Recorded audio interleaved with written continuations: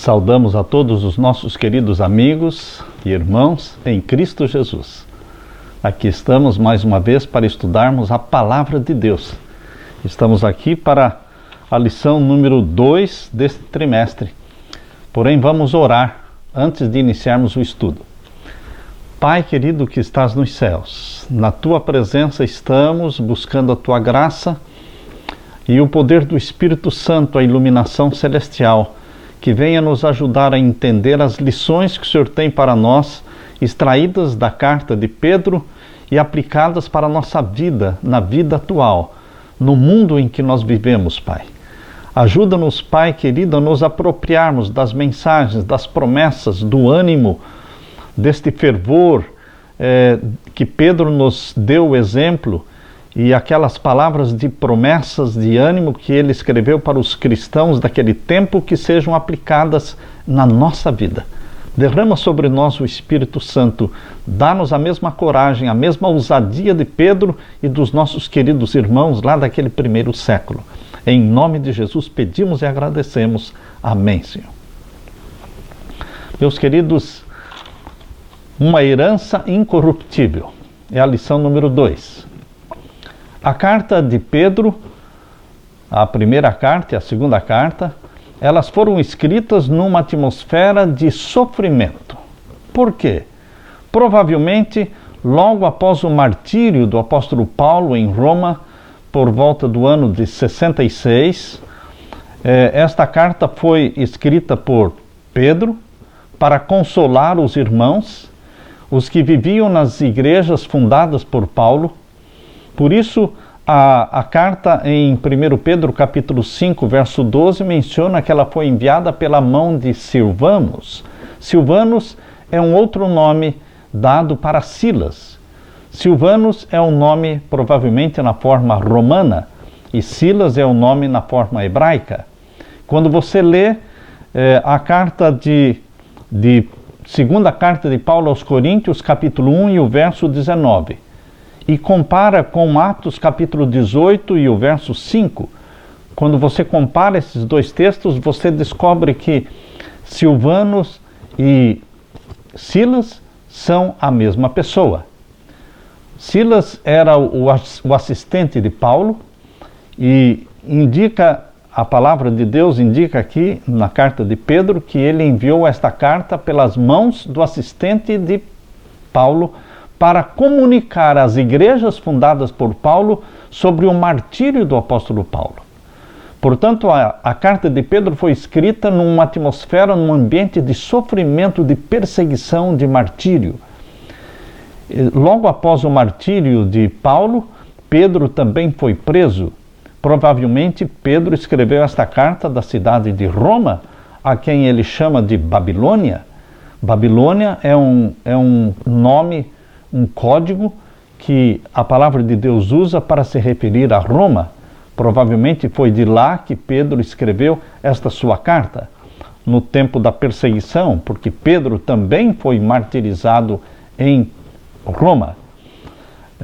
Aqui nós lemos no verso áureo, no capítulo 1 e o verso 22, diz assim: tendo purificado a vossa alma pela vossa obediência à verdade, tendo em vista o amor fraternal não fingido, amai-vos de coração uns aos outros ardentemente. Primeiramente, seria bom sabermos qual foi o público-alvo quando Pedro escreveu a sua carta. Em segundo lugar, talvez a coisa mais importante é saber precisamente a razão pela qual o livro foi escrito.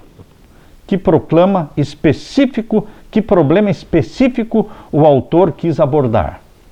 A carta de Pedro, você percebe ao ler que ela está toda ela impregnada de sofrimento e glória, sofrimento e glória.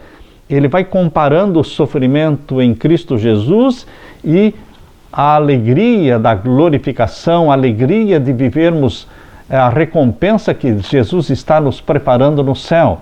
Portanto, na parte de domingo, fala sobre os exilados. A diáspora é uma expressão usada para a dispersão dos judeus, tanto nos anos 70 quando Tito destruiu a cidade de Jerusalém, como também em 135, quando no tempo do imperador Adriano houve uma dispersão maior ainda. A maior dispersão de judeus ocorreu nesse período de Adriano. Adriano foi imperador de Roma do ano 117 a 138. Porém, queridos, os imperadores de Roma, eles estavam continuamente perseguindo os cristãos. Nós temos uma sequência de perseguições contra os cristãos feitas pelo Império Romano. Nós temos, por exemplo, aqui, no tempo de Tibérios, foi quando Jesus Cristo morreu na cruz. Tibérios, do ano 12 ao ano 37, ele foi imperador de Roma. E depois veio Calígula, que também fundou o circo de Calígula, onde os cristãos deveriam ser mortos. Este circo de Calígula depois foi reformado e se transformou o circo de Nero. Queridos, também, depois de Calígula, veio Cláudius. Cláudius, ele foi imperador de Roma do ano 41 a 54, e tudo indica que neste período em que Cláudio foi o imperador, ele fez um programa de colonização romana do império. Provavelmente os cristãos, lhes foi negada a cidadania romana pelo fato de serem cristãos. Provavelmente por isso Pedro chama de exilados, por peregrinos. Isto é muito forte na carta de Pedro, essas expressões de exílio, de peregrinação, de forasteiros, de estrangeiros, mostrando que os cristãos para quem Pedro escreveu sua carta eram pessoas perseguidas. Depois de Cláudio, nós temos aqui Nero, que perseguiu os cristãos.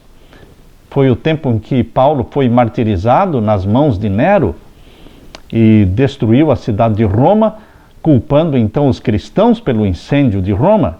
Depois então veio Vespasiano, depois no tempo em que Jerusalém foi destruída, Tito. Domiciano perseguiu os cristãos. Domiciano foi quem baniu João para a ilha de Patmos. Depois veio Antoninos, que perseguiu os cristãos também, Adriano, que também perseguiu os cristãos, e Marcos Aurélio, que também perseguiu os cristãos. Queridos, nós temos aqui uma série de perseguições. Os cristãos sempre foram alvo dos ataques de Satanás.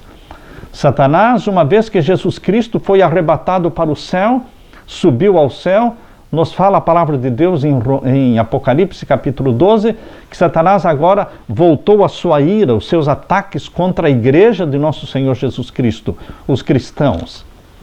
Quando você abraça Jesus como seu Salvador pessoal, você adquire o ódio de Satanás. Mas o amor de Jesus Cristo conforta o seu coração. Nós não precisamos nos preocupar com Satanás. Nossa obsessão é Jesus. Nossa obsessão é Jesus. Nossa paixão é Jesus. Nós vivemos por Ele, nós sofremos por Ele, nós morremos por Ele, nós sonhamos com a glorificação. O sofrimento que agora temos, nada é comparado com a glória que vamos receber através de Jesus Cristo.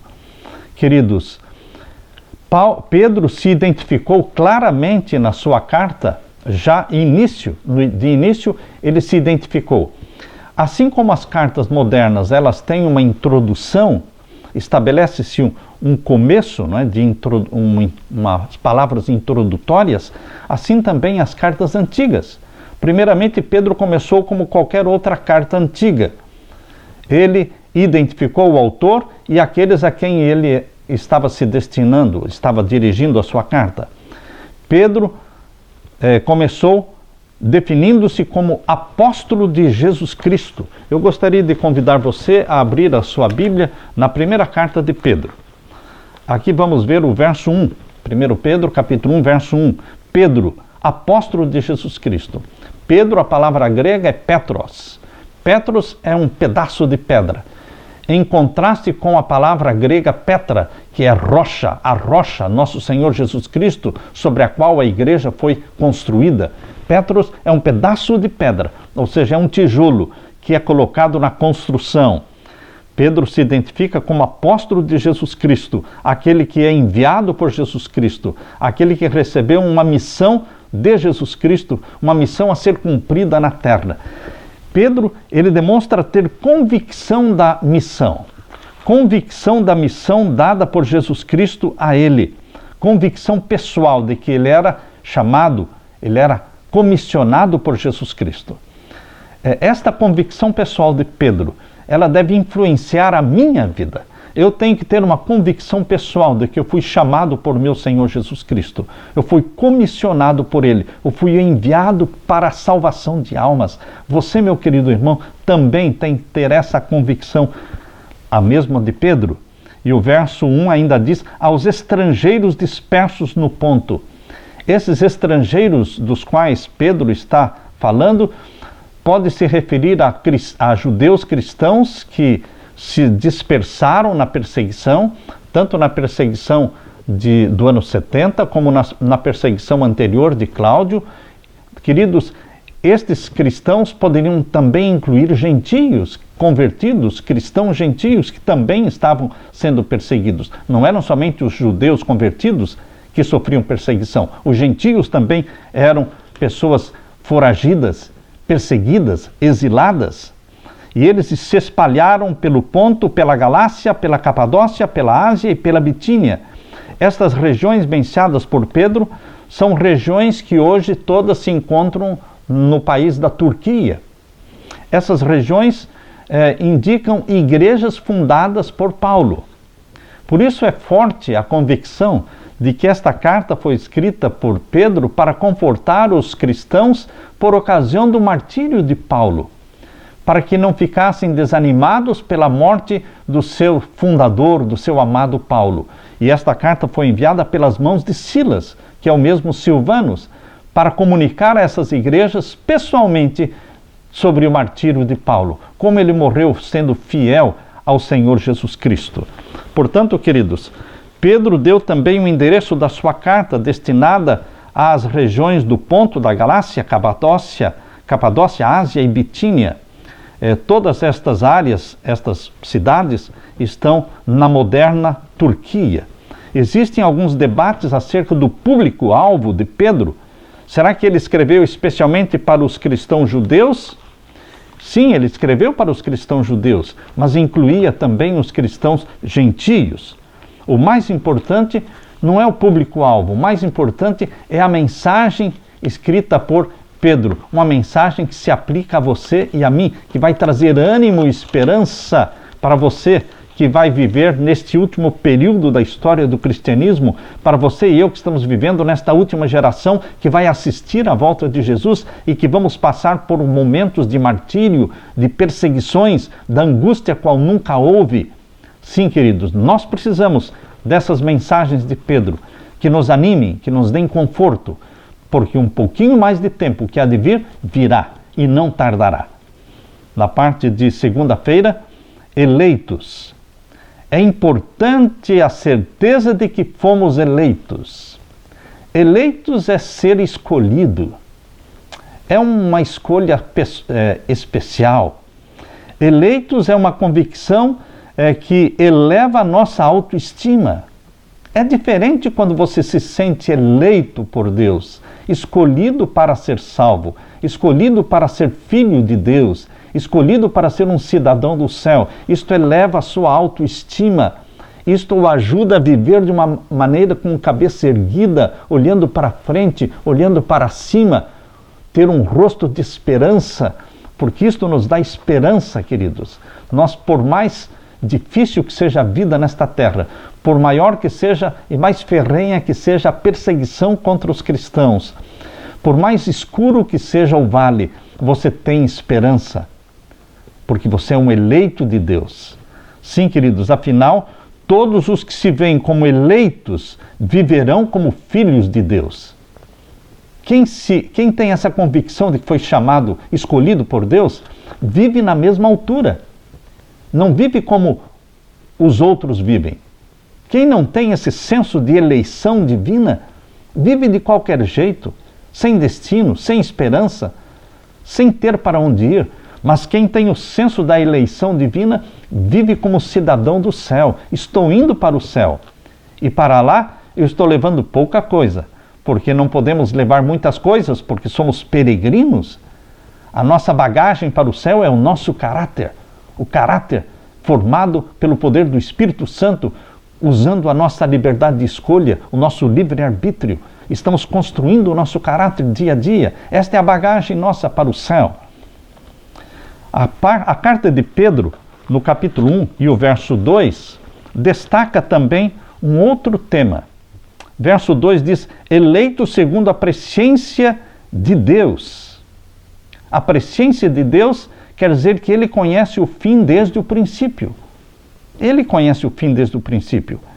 Aqui fala do Deus Pai, aqui fala da santificação do Espírito Santo, para a obediência e aspersão do sangue de Jesus Cristo. Você está percebendo que no verso 2, Pedro falou do trio celestial? Aqui está a divindade, Pai, Filho e Espírito Santo, completo. O trio completo, já no verso 2. Vou ler de novo. Eleito segundo a presciência de Deus Pai. Está claro? Em santificação do Espírito, o Espírito Santo, para a obediência e aspersão do sangue de Jesus Cristo. Graça e paz vos seja multiplicada. Aqui está o trio celestial. Há pessoas que leem a Bíblia toda e dizem: eu não encontrei na Bíblia o trio celestial. Pai, Filho e Espírito Santo estão constantemente sendo citados na Bíblia. O fato de você e eu não sabermos explicar a divindade, porque ela está além da nossa imaginação, isso não quer dizer que ela não existe. Nós podemos crer porque está claramente revelado na palavra de Deus a divindade formada pelo Deus Pai, Filho e Espírito Santo. Não podemos explicar, mas podemos crer. O importante, queridos amigos e irmãos, é sermos convictos de que fomos chamados por Deus. Chamados, salvos pelo Pai, que deu seu Filho Jesus Cristo para morrer por nós. E este Jesus Cristo enviou o Espírito Santo para que habite em nós. Nós somos mais do que privilegiados, porque fomos amados pelo Pai, salvos por Jesus Cristo e agora habitados e possuídos pelo Espírito Santo. O que você quer mais do que isso? Nós temos mais do que suficiente para vivermos uma vida vitoriosa em Jesus Cristo, vivendo para o céu. Queridos, na parte ainda de segunda-feira, ainda sobre eleitos, a Bíblia fala sobre a certeza da salvação. Aqui fala eleitos para santificação, uma vida de santificação e obediência e aspersão do sangue de Jesus Cristo. Fomos eleitos para a santificação, eleitos para uma vida de obediência. Em 1 Timóteo capítulo 2, verso 4, abra sua Bíblia, na primeira carta de Paulo a Timóteo, capítulo 2 e o verso 4. Aqui vamos ver a universalidade da salvação. O plano da salvação não fecha as portas para ninguém. O plano da salvação, ele é universal para todo aquele que quiser. 1 Timóteo 2,4. Que quer que todos os homens se salvem e venham ao conhecimento da verdade. Deus não escolheu um grupo para se salvar e um grupo para se perder. Há pessoas que entendem que Deus predestinou alguns para a salvação e predestinou a outros para a perdição. E aqueles que acreditam na predestinação, acreditam que os que foram escolhidos para a salvação, eles podem viver da forma como quiserem, estão salvos. E aqueles que foram predestinados para a perdição, eles podem desejar e almejar a salvação, mas estão perdidos. Queridos, isto não existe na Bíblia. Simplesmente não existe. A predestinação, da forma como muitos acreditam, anula a liberdade de escolha, anula este princípio universal que Deus estabeleceu, que é o livre-arbítrio. Nós escolhemos ser salvos.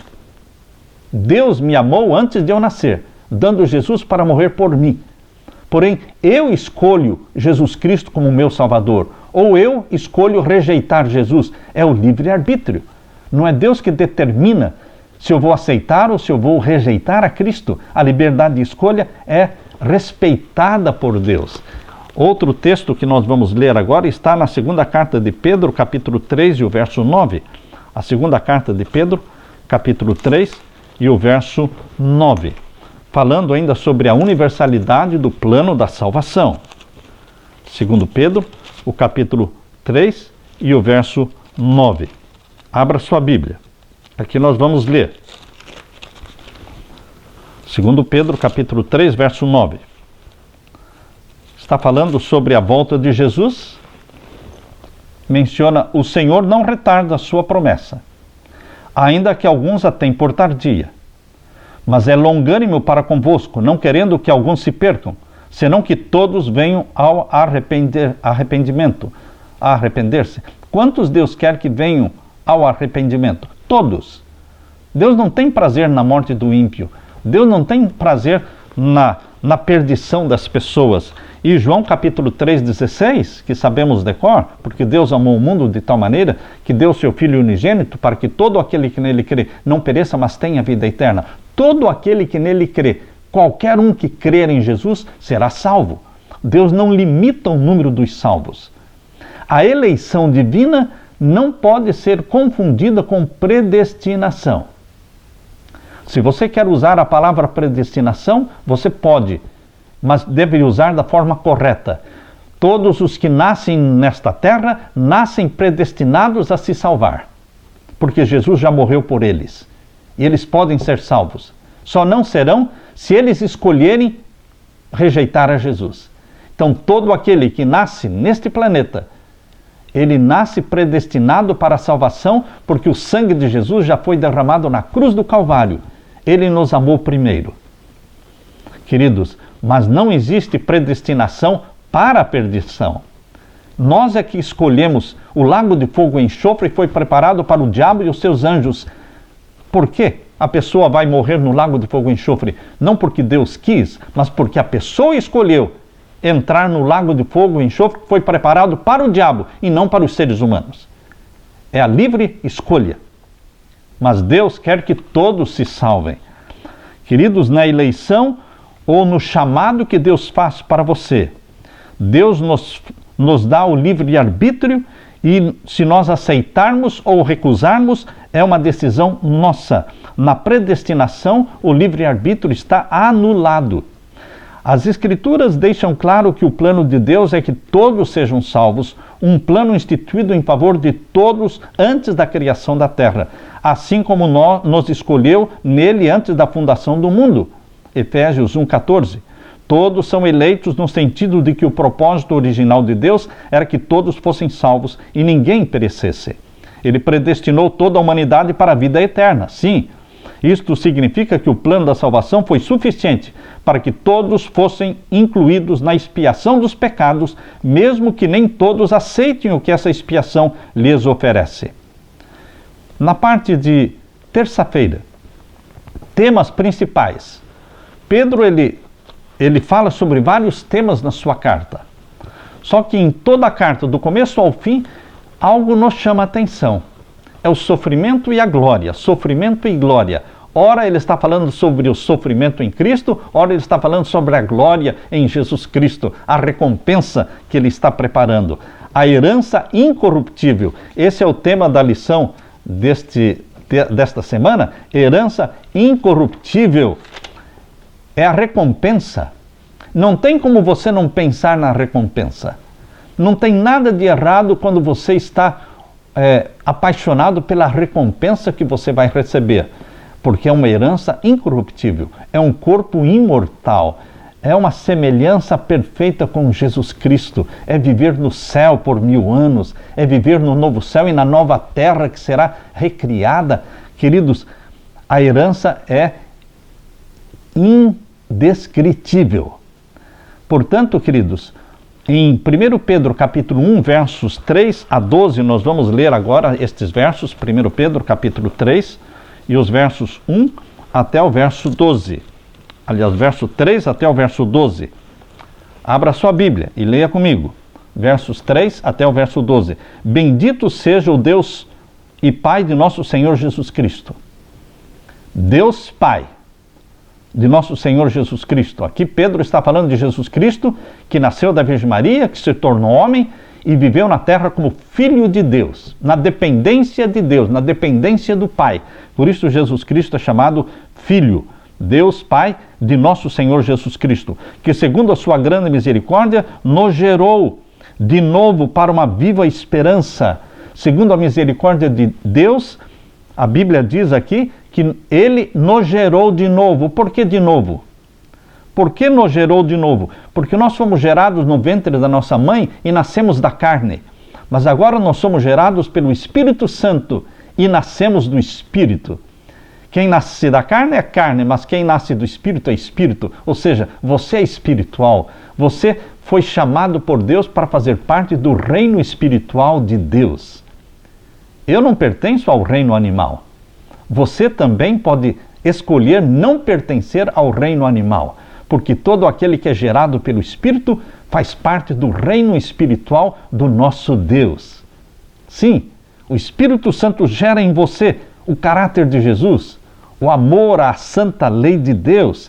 Por isso diz, nos gerou de novo. Para quê? Para que o Espírito Santo nos gerou de novo?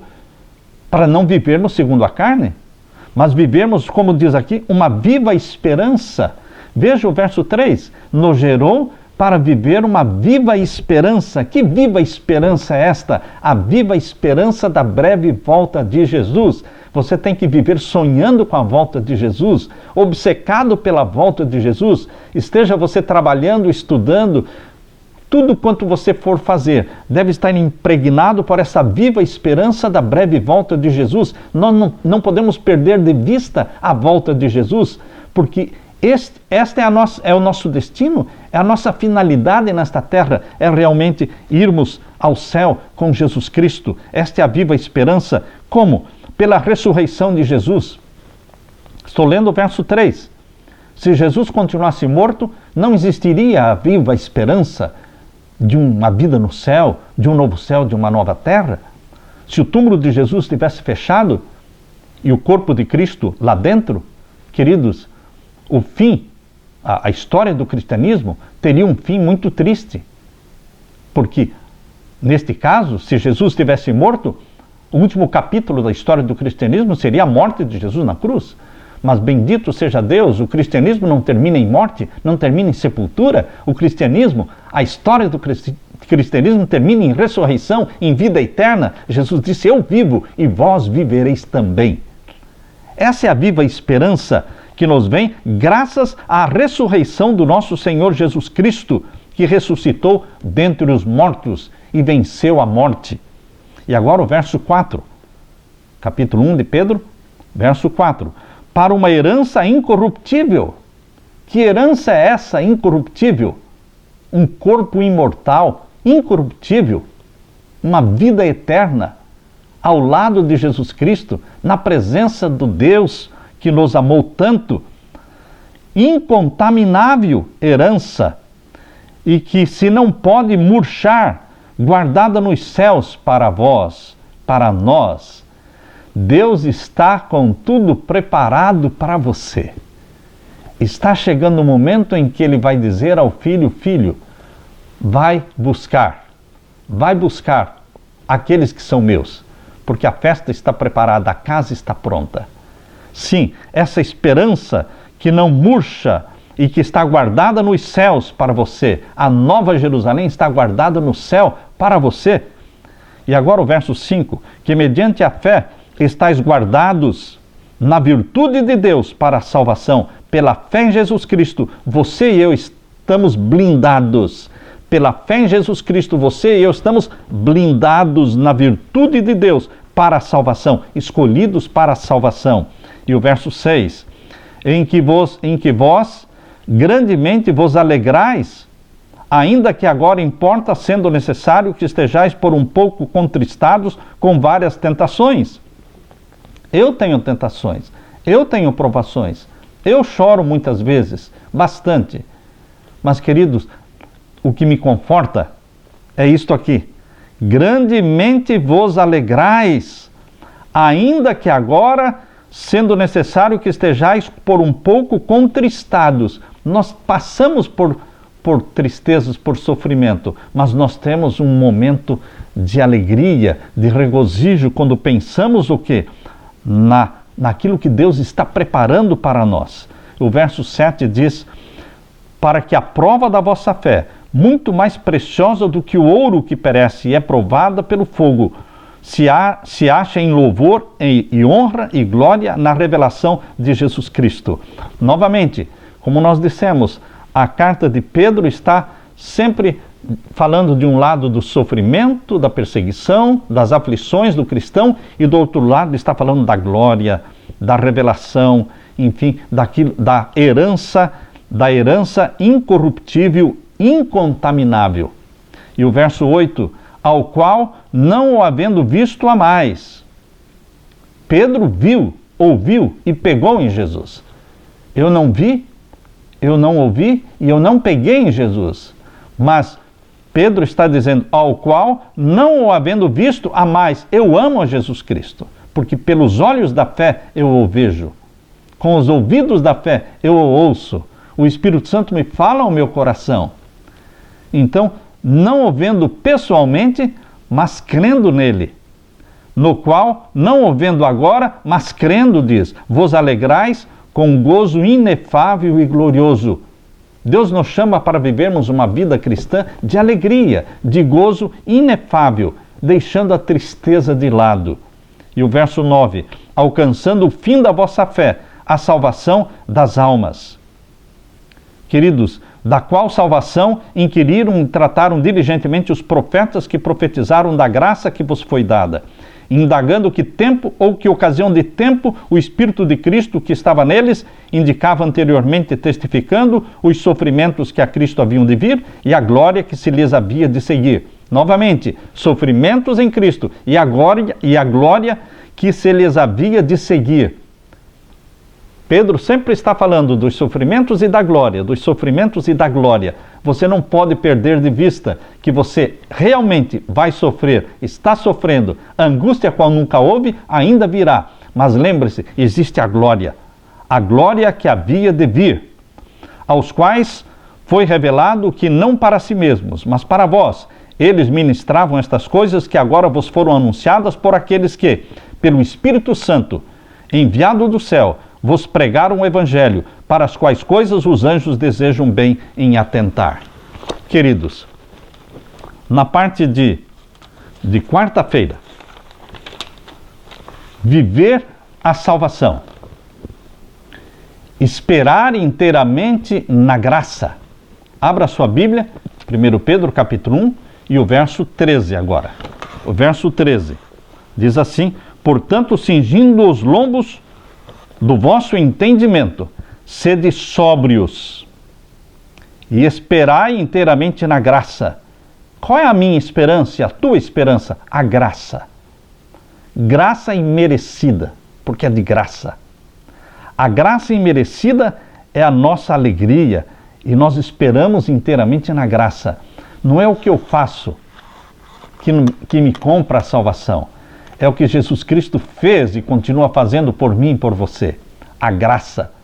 A graça que vai salvar pessoas, até pessoas que você provavelmente esteja pensando que não deveriam ser salvas.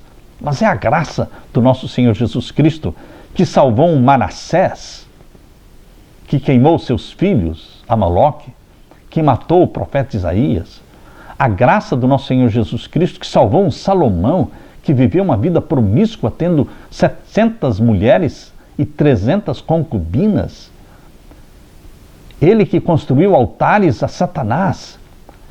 Salomão, pela graça, está salvo. Queridos, a graça do nosso Senhor Jesus Cristo, ela está na Bíblia para mostrar que você e eu podemos ser salvos. Nós temos que acreditar nessa graça. Por isso diz aqui: esperai inteiramente na graça que se vos ofereceu na revelação de Jesus Cristo. Graça infinita. Não se conformar com o mundo, verso 14. Como filhos obedientes, não vos conformando com as concupiscências que antes havia em vossa ignorância. Nós fomos chamados do reino das trevas como filhos da carne, como filhos deste mundo. Os cristãos viviam, antes de conhecerem a Jesus, uma vida totalmente errada, dominada por vícios, escravizados por Satanás, que nos escraviza por vícios, por pecados. Mas agora fomos libertados por Jesus Cristo e fomos transportados para o reino do seu amor, o reino da luz. Portanto, não deveremos nos conformar com as concupiscências deste mundo. A vida do cristão é diferente da vida do ímpio. O que ele come e o que ele veste, os livros que ele lê, os programas que ele assiste na televisão, os filmes que ele assiste, enfim, queridos irmãos, tudo é diferente. Nossa vida como cristãos precisa ser diferente, porque nós não podemos nos conformar com o padrão do mundo. O padrão do mundo não nos serve. Nós temos o padrão celestial, por isso andamos no caminho estreito. Inconformismo com o mundo. É isso que Pedro está dizendo. Não vos conformeis com as concupiscências que antes havia em vossa ignorância. E agora o verso 15. O verso 15 está falando viver vida santa. Verso 15. Mas como é santo aquele que vos chamou, sede vós também santos em toda a vossa maneira de viver. Queridos, vamos nos deter um pouquinho aqui neste verso 15. Deus nos chamou não para continuarmos vivendo a nossa vida de pecados, mas para vivermos uma vida na obediência, na justiça, cobertos pela justiça de Cristo. Viver vida santa é o que Deus está pedindo. E se Deus está pedindo, é porque é possível.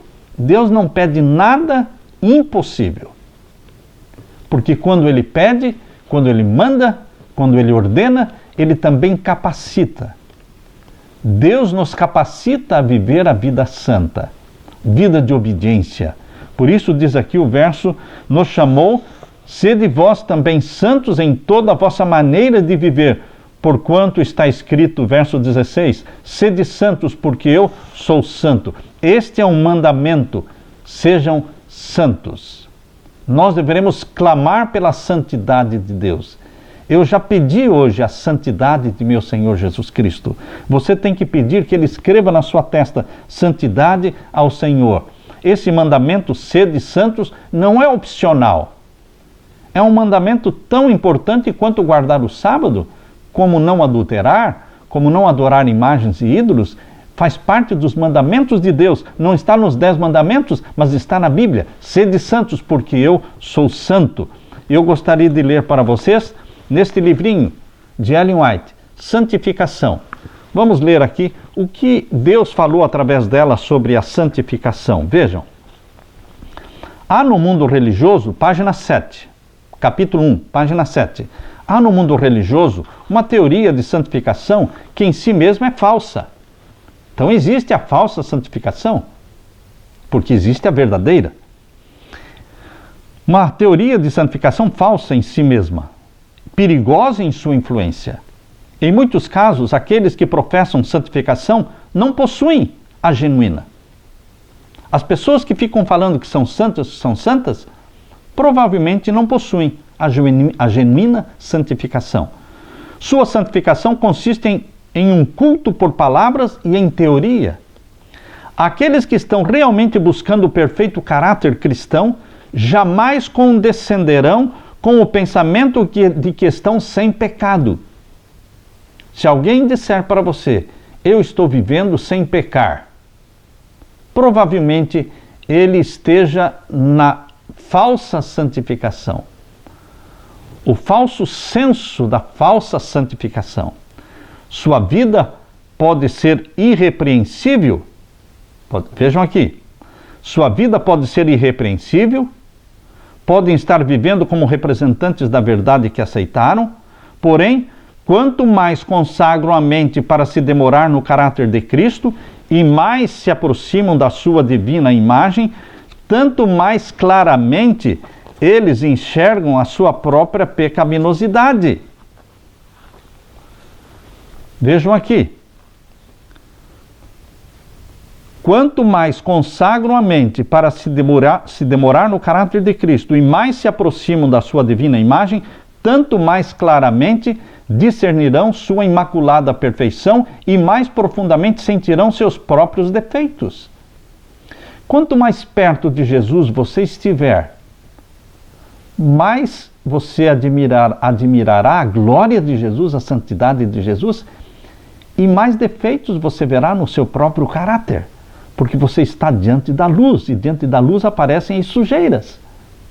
No escuro parece que tudo está bem, mas quando você se expõe à luz, aparecem manchas, às vezes pontinhos de manchas que você não via no escuro. Quando as pessoas alegam que estão santificadas, dão suficiente evidência de estar bem longe de serem santas. Ninguém pode se vangloriar da santificação. Quanto maior a distância entre elas e seu Salvador, tanto mais justas se parecem aos próprios olhos. Queridos, nós temos que buscar a santificação, clamar e jejuar pela santidade de Jesus em nós. Mas não ficarmos falando para as pessoas que somos santos. Nós somos pecadores. Como Paulo dizia, Cristo veio buscar os pecadores, morrer pelos pecadores, dos quais eu sou o principal.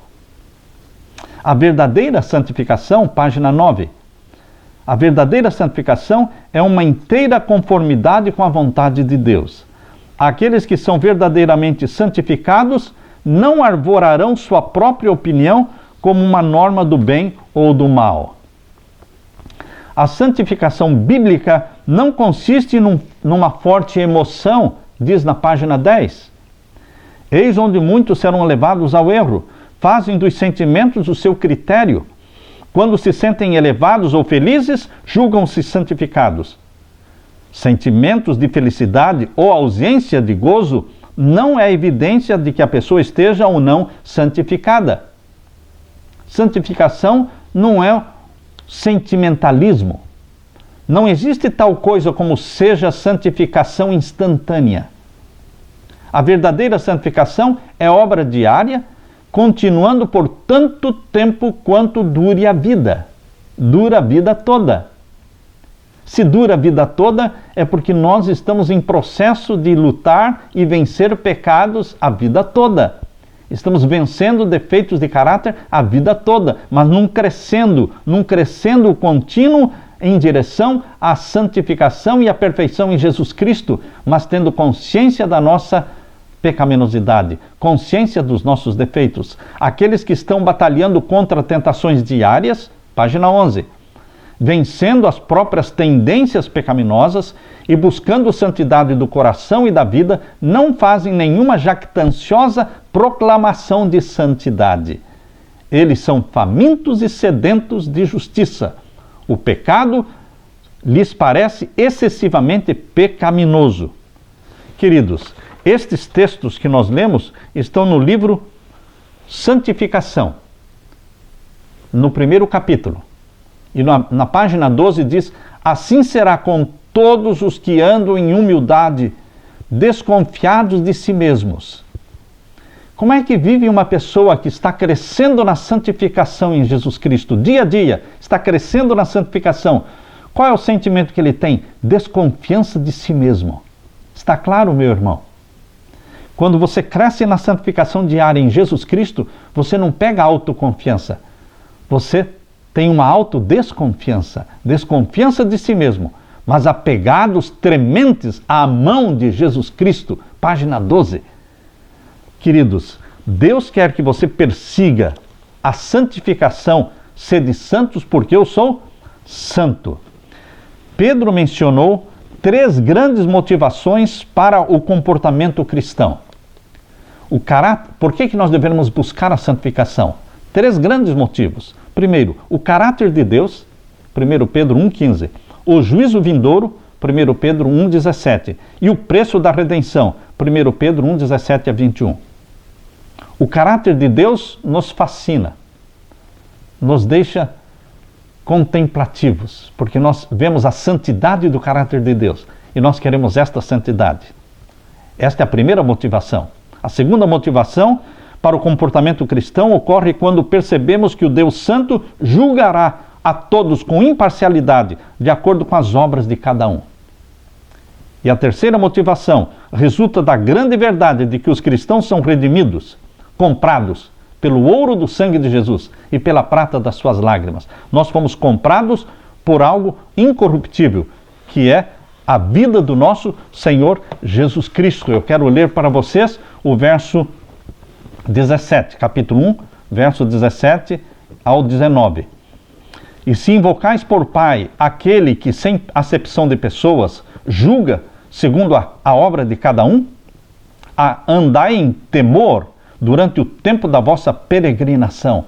Quando estamos vivendo nesta terra, não importa se eu estou há 40 anos no processo da santificação, não importa se você está somente há 1 ano no processo da santificação, você e eu devemos andar em temor, desconfiando de nós mesmos durante o tempo da nossa peregrinação. Sabendo que não foi com coisas corruptíveis, como prata ou ouro, que fostes resgatados da vossa vã maneira de viver, que por tradição recebestes dos vossos pais. Herdamos geneticamente dos nossos pais, pelo nascimento físico, uma forma de viver corrupta, promíscua, errada, mas agora gerados pelo Espírito Santo, o Espírito Santo gera em nós a natureza santa de Jesus. E agora nós estamos vivendo uma vida incorruptível, porque fomos comprados por um preço incorruptível, que é o Cordeiro de Deus que tira o pecado do mundo. O verso 19 diz: mas com o precioso sangue de Cristo, como de um cordeiro imaculado, incontaminado. Que preço maravilhoso Deus pagou por você e por mim. E pensar que Jesus teria morrido, mesmo que fosse por uma única alma. Deus te ama como se existisse só você para amar neste mundo. Louvado seja a graça divina. Na parte de quinta-feira, amem uns aos outros. O mandamento de Deus é que nós amássemos uns aos outros e não que nós amassemos uns aos outros. Não é com brigas, não é com contendas, não é com lutas. Queridos, Jesus Cristo quer que nós amemos, nos toleremos uns aos outros. Quando você vê que o teu irmão está cheio de defeitos, é mexeriqueiro, é crítico, é difícil você conviver com pessoas assim, lembre-se que nós deveremos suportarmos-nos uns aos outros, tolerarmos-nos uns aos outros e amar com aquele amor que Deus colocou no nosso coração, que é o ágape, é o amor que permite você amar mesmo pessoas que não são amigas, o ágape que permite que você ame as pessoas mesmo quando elas são contra você. Este é o amor verdadeiro que Deus derrama no nosso coração, ágape. O amor filéu só é possível quando você ama pessoas que concordam com você, pessoas que te agradam, pessoas que são parentes seus, pessoas que são amigas suas. Você ama com amor filéu, um amor realmente que é correspondido. Mas, queridos, o amor verdadeiro é o ágape, é aquele que nos capacita a amar mesmo quando não somos correspondidos. Eu quero que você leia comigo agora 1 Pedro capítulo 1, versos 22 a 25. Aqui lemos: purificando as vossas almas na obediência à verdade, salvos em Jesus Cristo. Para quê? Para vivermos na desobediência?